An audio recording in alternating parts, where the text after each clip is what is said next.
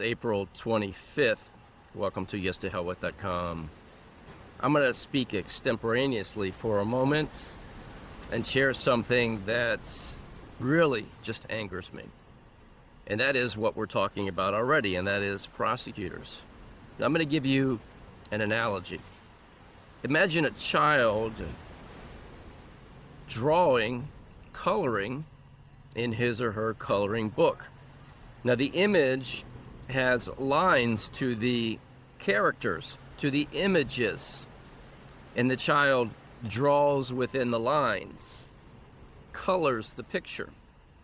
And when the child goes beyond the picture, then obviously it is, let's just call it an error.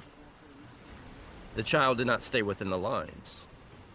Now, if we applied the same concept to the prosecutor, every time he crossed the line would be a violation of, let's say, the consideration of facts, evidence, ethics, responsibility, a moral standard to uphold, all of the things that a good prosecutor would honor. And here is how I view a prosecutor. When a prosecutor sees a case and they're driven by incentives and ego and glory, and they seek to make a name for themselves, to maybe enter politics, become a judge, this is the breeding ground for the contemptible characters that eventually run the system, the evil that rises to the top. And that's not too strong a term, because what the prosecutors do is they don't color within the image on the page with the facts and the ethics and the law and the moral responsibility. No, what they do is they get a blank sheet of paper and they create an entirely different representation of the case than what is the truth. And that is contemptible. It's evil. It's a lie. And I despise it. It angers me. Orlando Carter is innocent because of these very dynamics. Now, I've shared this with you before, but this is a book, Prosecutorial Misconduct. Look at this thing. Thousands and thousands of cases of prosecutors committing violations.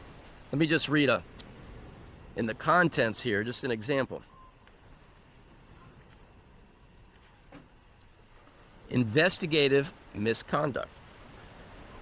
Misconduct in grand juries. Abuse of process. Abuse of charging function. We talked about that the other day. Non-disclosure of evidence. Misuse of the media. Misconduct in plea bargaining process. Summation misconduct. Delay. Misconduct in presentation of evidence, jury selection, mistrials, convictions, and double jeopardy, misconduct at sentencing.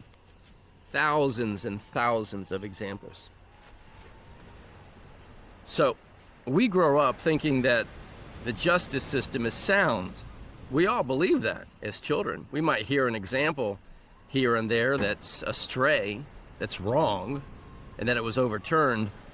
But daily in this country, in this free country, supposedly, where truth is paramount, where justice is a prime concern, yet thousands and thousands of Americans are being penalized and incarcerated. Why? Because of lawyers, and lawyers who become judges, because the misconduct of judges is just as bad at times. And when we see this in its raw form, and if we do nothing, then we are certainly just as culpable. So it's time. It's time to educate ourselves and other people. This is not difficult. Prosecutors, lawyers in general, are not worthy within their profession. It is not a worthy profession as it is operated now. I mean, there are a handful, I believe, of good attorneys.